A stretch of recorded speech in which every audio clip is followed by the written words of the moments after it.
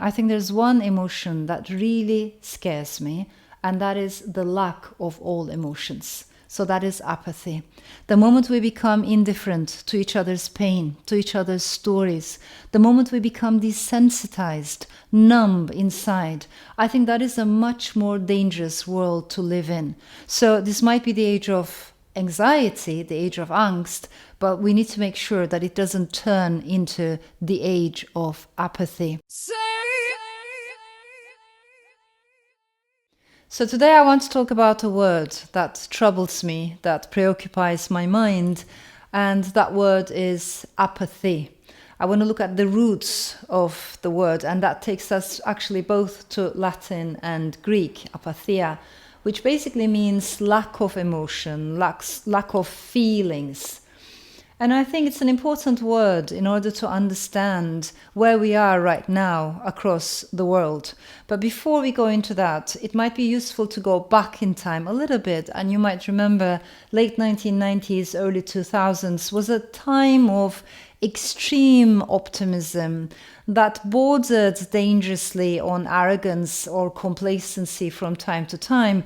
Back then, many people with good intentions, but many people, both across media and academia, they thought that this was the triumph of liberal democracy, that from now on history could go forwards, only in one linear direction, that tomorrow was going to be better than yesterday by definition. And they also had this extreme faith in technology. So, in other words, back then, the biggest optimists were tech optimists. And they would tell us that thanks to the proliferation of digital technologies, of social media platforms, information was going to spread everywhere.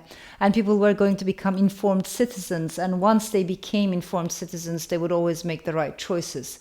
That was the expectation. So that was the age of optimism.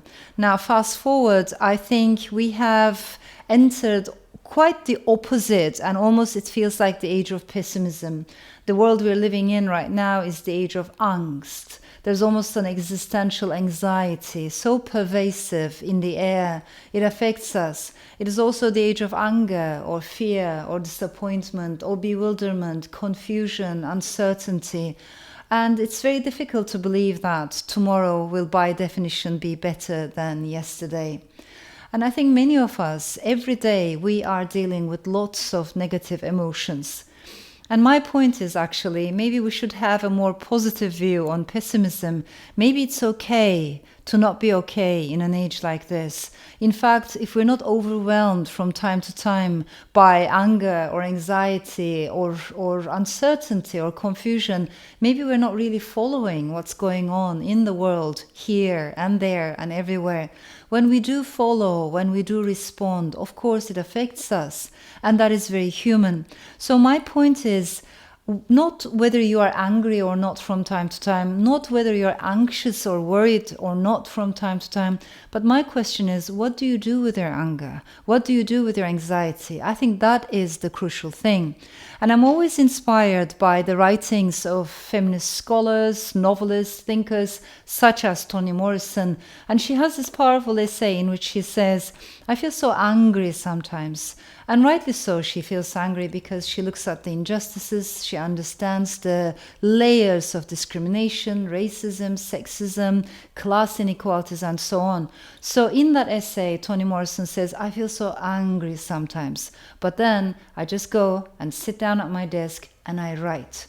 Maybe someone else is going to turn that anger into making beautiful art, beautiful paintings, another person into making movies or making music, another person to organizing protests, and these are not mutually exclusive either. So I do believe that activism for human rights, for women's rights, for climate, for our planet, these are incredibly important at this major crossroads. But my basic point is not whether you deal with negative emotions or not. I think we all do, in fact. But what do we do with these negative emotions? At the end of the day, I think there's one emotion that really scares me, and that is the lack of all emotions. So that is apathy.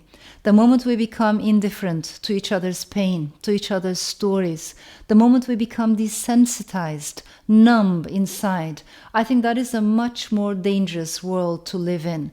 So this might be the age of anxiety, the age of angst, but we need to make sure that it doesn't turn into the age of apathy. Because that is something else, that is a threshold after which we stop caring. And the truth is, the mind does not process these snippets of information if it only remains as information. For instance, when we read a news article talking about the death of 5,000 refugees or 50,000 refugees, our brains do not process that numerical difference if it's only just a snippet of information. But if I know people's stories, if I connect with their emotions, if I connect with their dreams and hopes and their sorrows, then every person's journey touches my soul. So what I'm trying to say is we have to find ways to break these walls of apathy. And in my opinion, literature, art, the art of storytelling, they punch holes in those walls and they help us to connect with people we might have regarded as our other. Only then we can realize that actually the other is my brother. The other is my sister. Only then we can realize that actually I am the other myself, that I'm not that different from my other. So I think it's very important that we put effort into overcoming this threshold of apathy that our world is very speedily heading towards. Say